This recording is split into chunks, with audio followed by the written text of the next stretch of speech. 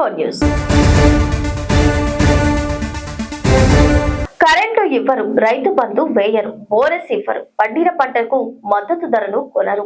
మీ ప్రభుత్వం రైతుల కోసమా లేక కాంట్రాక్టర్లు దళార్ల కోసమా అంటూ BRS deputy floor leader Harish Rao ప్రశ్నించారు. ముఖ్యమంత్రి తక్షణమే స్పందించి జొన్నలు, సన్ఫ్లవర్, వడ్లు కొనుగోలు కేంద్రాలను ప్రారంభించాలంటూ తెలిపారు.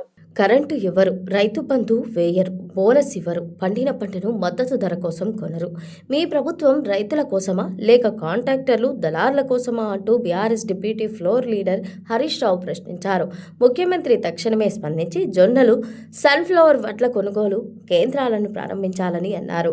సంగారెడ్డి నియోజకవర్గం సదాశివపేట రైతు సేవా కేంద్రంలోని శనగల కొనుగోలు కేంద్రాన్ని మాజీ మంత్రి BRS deputy floor leader Harish Rao సందర్శించారు. కోట అయిపోయిందంటూ కొనుగోలు నిలిపివేయడంతో వారం రోజులుగా అక్కడే పడికాపులు కాస్తున్న రైతుల సమస్యలను స్వయంగా అడిగి తెలుసుకున్నారు. ఎందుకు కొనుగోలు చేయడం లేదని అధికారులను నిలదీశారు. హరీష్ రావు వెంట సంగారెడ్డి ఎమ్మెల్యే చింత ప్రభాకర్, జహీరాబాద్ ఎమ్మెల్యే మాణిక్ రావు, స్థానిక నాయకులు పెద్ద ఎత్తున రైతులు పాల్గొన్నారు.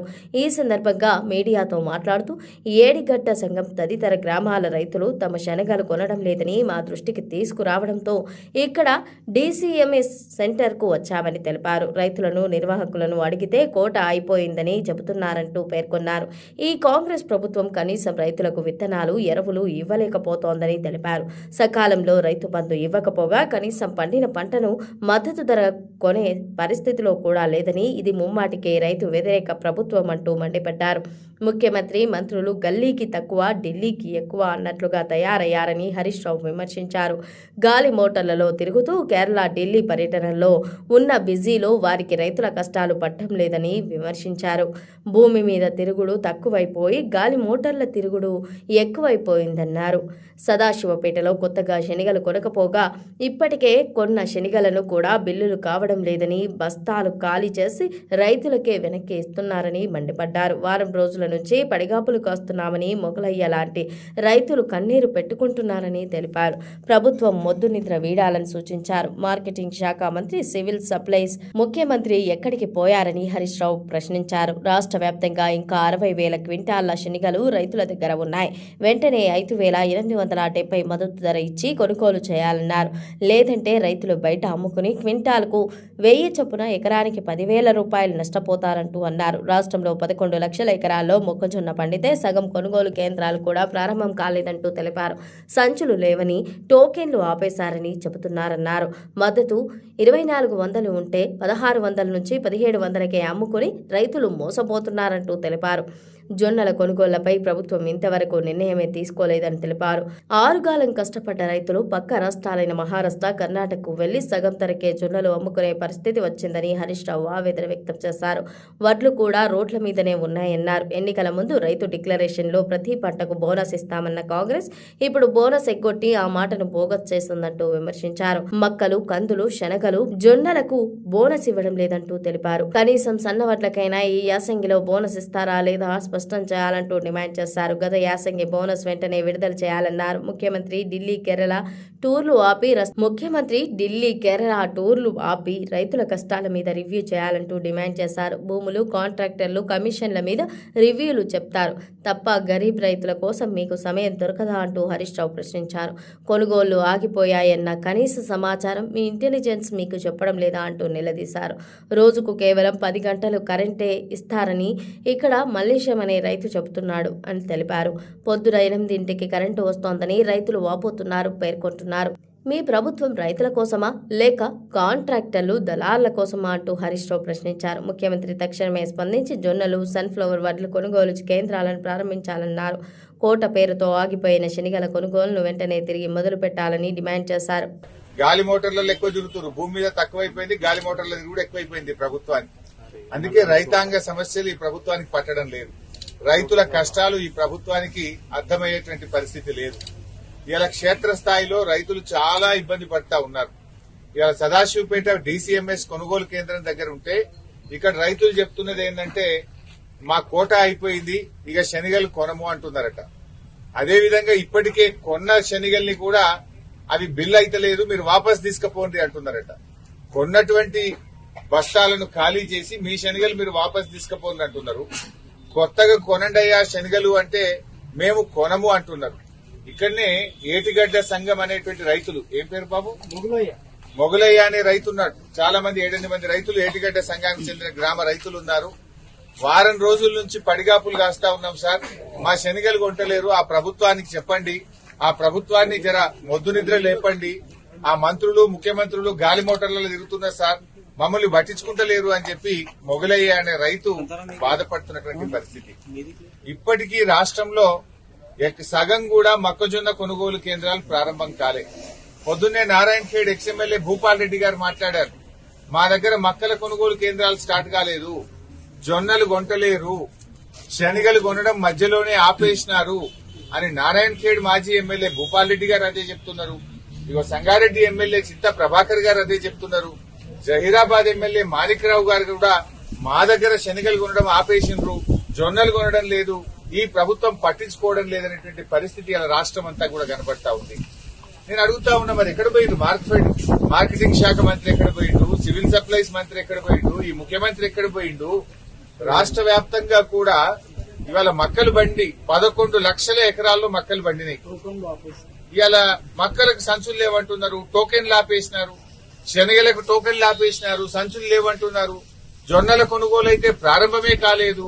వడ్లొచ్చి ఇప్పటికే రోడ్ల మీద ఉన్నాయి, వడ్ల కొనుగోలు కేంద్రాలు ఇంతవరకు ప్రారంభమైతలేదు.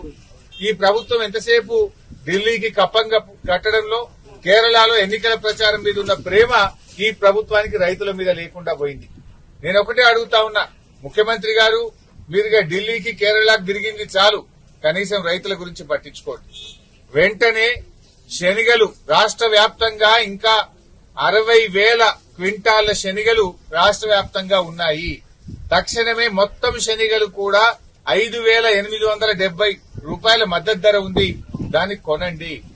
బయట అమ్ముకుంటే ఏమైతుంది, క్వింటాల్ మీద 1,000 రూపాయలు రైతు నష్టపోతా ఉన్నాడు. అవును సార్, మొగలయ్య చెప్తున్నాడు, క్వింటల్ మీద 1,000 రూపాయలు పోతుంది సార్, ఎకరానికి 10,000 తుట్టి అవుతుంది. అటు రైతు బంధు ఇట్లా తిప్పలు పెట్టిండ్రు, శనిగలు కొనక ఇట్లా లాస్ చేస్తున్నారు, మా రైతులంటే ఎందుకు ఇంత చిన్న చూపు అని చెప్పి మొగలయ్య అనే రైతు వాపోతున్నటువంటి పరిస్థితి. ప్రధాని మోదీ డీలిమిటేషన్ విధానంలో చిన్న రాష్ట్రాలు మరింత చిన్నగా, పెద్ద రాష్ట్రాలు మరింత పెద్దవిగా మారుతాయని సీఎం రేవంత్ రెడ్డి అన్నారు. ఇది దక్షిణాదికి తీవ్ర అన్యాయం చేస్తోందంటూ ఆరోపించారు. హైబ్రిడ్ మోడల్లో డీలిమిటేషన్ చేయాలని డిమాండ్ చేశారు. డీలిమిటేషన్ కారణంగా చిన్న రాష్ట్రాలకు కూడా తీవ్ర విఘాతం కలుగుతోందంటూ సీఎం రేవంత్ రెడ్డి ఆందోళన వ్యక్తం చేశారు. జనాభా ప్రతిపాదికన ఏర్పాటు పడిన విధానానికి తూట్లు పొడుస్తోందన్నారు. దేశ మనుగడకు మంచిది కాదన్నారు. దక్షిణాది రాష్ట్రాలకు తీవ్ర అన్యాయం చేస్తున్నారంటూ ఆరోపించారు. మహిళలకు అడ్డు పెట్టుకుని రాజకీయం చేస్తున్నారంటూ మండిపడ్డారు. ప్రధాని మోదీ డీలిమిటేషన్ విధానంతో చిన్న రాష్ట్రాలు మరింత చిన్నగా, పెద్ద రాష్ట్రాలు మరింత పెద్దవిగా మారతాయని సీఎం రేవంత్ రెడ్డి అన్నారు. ఇది దక్షిణాదికి తీవ్ర అన్యాయం చేస్తోందని ఆరోపించారు. హైబ్రిడ్ మోడల్లో డీలిమిటేషన్ చేయాలని డిమాండ్ చేశారు. డీలిమిటేషన్ కారణంగా చిన్న రాష్ట్రాలకు కూడా తీవ్ర విఘాతం కలుగుతోందని సీఎం రేవంత్ రెడ్డి ఆందోళన వ్యక్తం చేశారు. జనాభా ప్రతిపాదికన ఏర్పాటు పడిన విధానానికి తూట్లు పొడుస్తోందన్నారు. దేశ మనుగడకు మంచిది కాదన్నారు. దక్షిణాది రాష్ట్రాలకు తీవ్ర అన్యాయం చేస్తున్నారంటూ ఆరోపించారు.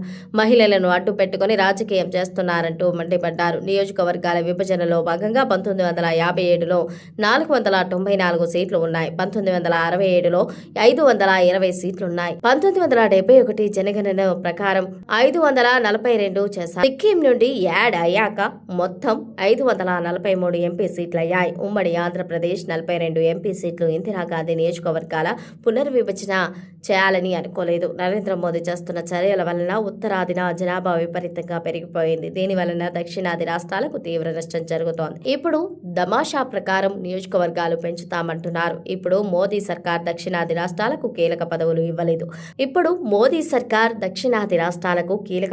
ఇవ్వలేదు. బలహీనులుగా మార్చి ఉత్తరాదికి మరింత బలంగా మార్చాలని మోదీ చూస్తున్నారు.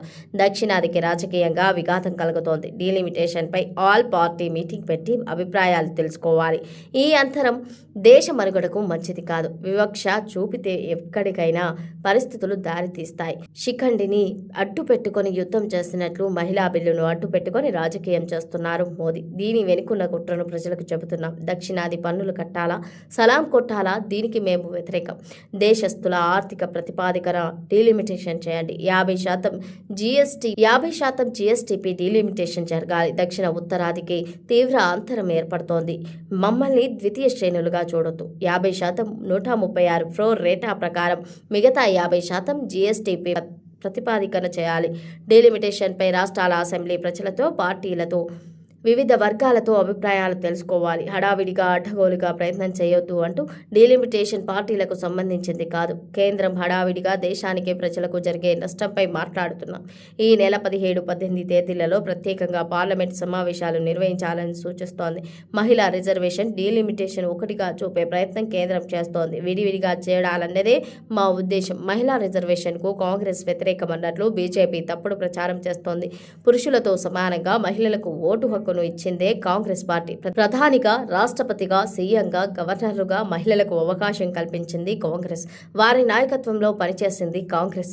మహిళా రిజర్వేషన్ ఉండాలని యూపీఏ సర్కార్ బిల్లు పెడితే నాడు బీజేపీ అడ్డుకుంది. 10 ఏళ్లు మోదీ సర్కార్ పక్కన పెట్టింది.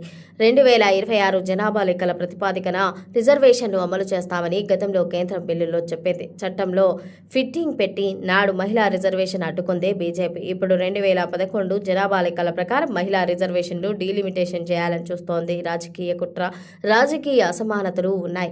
మహిళా రిజర్వేషన్ 100% స్వాగతిస్తున్నాం. ఆర్టీసీని ప్రభుత్వంలో విలీనం చేయడంపై మంత్రి పొన్నం ప్రభాకర్ కీలక వ్యాఖ్యలు చేశారు. విలీనం అంశం కమిటీ వద్ద ఉందని తెలిపారు. సమ్మె విషయంలో ఆర్టీసీ సిబ్బంది ఆలోచన చేయాలని సూచించారు. ఆర్టీసీ కార్మికుల సమస్యలను పరిష్కరించేందుకు, వాటిపై చర్చించేందుకు రాష్ట్ర ప్రభుత్వం సిద్ధంగా ఉందని స్పష్టం చేశారు. తెలంగాణ రవాణా శాఖ మంత్రి పొన్నం ప్రభాకర్ కీలక ప్రకటన చేశారు. రాష్ట్ర రోడ్డు రవాణా సంస్థను ప్రభుత్వంలో విలీనంతో పాటు సిబ్బంది సమ్మె అంశంపై స్పందించారు. ఆర్టీసీని విలీనం చేయాలనే అంశం ప్రస్తుతం కమిటీ దగ్గర ఉందని తెలిపారు. ఇక ఆర్టీసీ సిబ్బంది సమ్మె విషయంలో 2 సమస్యలపై మినహా మిగతా అన్ని అంశాలపై చర్చించేందుకు రాష్ట్ర సర్కార్ రెడీగా ఉందని తేల్చి చెప్పారు. ఆర్టీసీ సిబ్బందికి ఉన్న అంశాలు అన్ని పరిష్కరిస్తామని, ఎవరో ప్రేరేపించిన సమ్మెలకు వెళ్లొద్దంటూ సూచించారు. ఆర్టీసీ సిబ్బందికి పెండింగ్లో డీఏలు ఇప్పటికే ఇచ్చామని, పీఆర్సీ ఇవ్వడంపై ఆలోచన చేస్తున్నామని మంత్రి ప్రభాకర్ వెల్లడించారు. ఖైరతాబాద్ రవాణా శాఖ కార్యాలయంలో ప్రజాపాలన ప్రగతి ప్రణాళికలో భాగంగా అనేక కార్యక్రమాలకు సంబంధించి పోస్టును రవాణా శాఖ అధికారులతో కలిసి మంత్రి పొన్నం ప్రభాకర్ విడుదల చేశారు. బీఆర్ఎస్ అధినేత కేసీఆర్ కు మంత్రి సీతక్క లీగల్ నోటీసులు పంపించారు. తనపై బీఆర్ఎస్ నేతలు చేస్తున్న అవినీతి ఆరోపణలు మంత్రి సీతక్క తీవ్రంగా తిప్పికొట్టారు. బీఆర్ఎస్ నేతలు చేస్తున్న నిరాధార ఆరోపణలకు కేసీఆర్ బాధ్యత వహించాలంటూ పేర్కొన్నారు. సోషల్ మీడియాలో తనపై అవినీతి ఆరోపణలు చేస్తూ పెట్టిన పోస్టులను తొలగించి క్షమాపణ చెప్పాలంటూ మంత్రి సీతక్క డిమాండ్ చేశారు. తెలంగాణలో అంగన్వాడీ టీచర్లకు కొనుగోలు చేసిన సెల్ ఫోన్ల అంశం అధికార విపక్షాల మధ్య తీవ్ర మాటల యుద్ధానికి కారణమవుతోంది. రాష్ట్ర మహిళా శిశు సంక్షేమ శాఖ మంత్రి సీతక్క లక్ష్యంగా బీఆర్ఎస్ నేతలు సోషల్ మీడియాలో తీవ్ర అవినీతి ఆరోపణలు గుప్పిస్తున్నారు. దీనిపై ఇప్పటికే తీవ్రంగా స్పందించిన మంత్రి సీతక్క చెప్పు తెగుతోంది అంటూ తీవ్ర హెచ్చరికలు చేశారు. ఇప్పటికైనా బీఆర్ఎస్ నేతలు వెనక్కి తగ్గకపోవడంతో మరోసారి మంత్రి సీతక్క స్పందించారు. ఈ నేపథ్యంలోనే బీఆర్ఎస్ అధినేత మాజీ ముఖ్యమంత్రి కేసీఆర్ కు మంత్రి సీతక్క తాజాగా లీగల్ నోటీసులు జారీ చేశారు. అంగన్వాడీ టీచర్లకు మొబైల్ ఫోన్లు కొనుగోలు చేసిన అంశంపై బీఆర్ఎస్ పార్టీ సోషల్ మీడియాలో ఎలాంటి ఆధారాలు లేకుండా ఆరోపణలు చేస్తున్నారని ఆ లీగల్ నోటీసుల్లో పేర్కొన్నారు. అవినీతి ఆరోపణలు చేస్తూ తన ప్రతిష్టను దెబ్బతీస్తున్నారంటూ మంత్రి తెలిపారు. తెలంగాణ ప్రజలకు బిగ్ అలర్ట్. రాష్ట్రంలో ఎండల తీవ్రత పెరగనుంది. రానున్న 3 రోజుల పాటు ఉష్ణోగ్రతలు తీవ్ర స్థాయిలో పెరగనున్నాయి. ఈ మేరకు హైదరాబాద్ వాతావరణ శాఖ హెచ్చరికలు జారీ చేసింది. పలు జిల్లాల్లో ఉష్ణోగ్రతలు 2 నుంచి 3 డిగ్రీల వరకు పెరుగుతాయని తెలిపింది. తెలంగాణలోని హీట్ వేవ్ ప్రజలకు వాతావరణ శాఖ బిగ్ అలర్ట్ జాగ్రత్తలు ఉంచింది. తెలంగాణ రాష్ట్రంలో రాగల 3 రోజుల వరకు వాతావరణ విశ్లేషణ, వాతావరణ హెచ్చరికలను హైదరాబాద్ వాతావరణ శాఖ విడుదల చేసింది. నిన్న ఉత్తర మధ్యప్రదేశ్ నుండి దక్షిణ తమిళనాడు వరకు కొనసాగిన ఉత్తర దక్షిణ ద్రోణి లేదా గాలి విచ్చితి ఈ రోజు ఈశాన్య బీహార్ నుండి జార్ఖండ్, ఉత్తర ఛత్తీస్గఢ్, మధ్యప్రదేశ్, విదర్భ, మరత్వాడ, అంతర్గత కర్ణాటక మీదుగా దక్షిణ తమిళనాడు వరకు కొనసాగింది. ఇది సగటు సముద్ర మట్టం నుండి 0.9 కిలోమీటర్ల ఎత్తులో కొనసాగుతోంది. దీని ప్రభావంతో రాబోయే 3 రోజుల పాటు వాతావరణం ఎలా ఉంటుందనే అధికారులు అంచనా వేసి వెదర్ బులెటిన్ ను విడుదల చేశారు. ఈ రోజు, రేపు, ఎల్లుండి రాష్ట్రంలో పొడి వాతావరణం ఉండే అవకాశం ఉంది. రానున్న 3 రోజుల్లో గరిష్ట ఉష్ణోగ్రతలు క్రమేపీ 2 నుంచి 3 డిగ్రీలు పెరిగే అవకాశం ఉందని వాతావరణ శాఖ హెచ్చరికలు జారీ చేసింది. ఉష్ణోగ్రతలు అధిక స్థాయిలో ఉన్న క్రమంలో ప్రజలు జాగ్రత్తగా ఉండాలని సూచించారు. అత్యవసరమైతే తప్ప బయటకు రావద్దంటూ సూచించింది. వడదెబ్బ బారిన పడకుండా వృద్ధులు, చిన్నారులు అప్రమత్తంగా ఉండాలని సూచించింది. తెలంగాణలో ఉష్ణోగ్రతలు గరిష్ట స్థాయిలో నమోదవుతున్నాయి. దీంతో ఎండ తీవ్రతతో పాటు వడగాల్పులతో ప్రజలు ఇబ్బందులు పడుతున్నారు. మధ్యాహ్నం వేళలో బయటకు వచ్చేందుకు జంకుతున్నారు. దీంతో మధ్యాహ్నం సమయంలో రోడ్లు నిర్మానుష్యంగా దర్శనమిస్తున్నాయి. ఇది వాల్టి బులెటిన్. మరో బులెటిన్ తో మళ్ళీ కలుద్దాం. Stay tune TS24 news.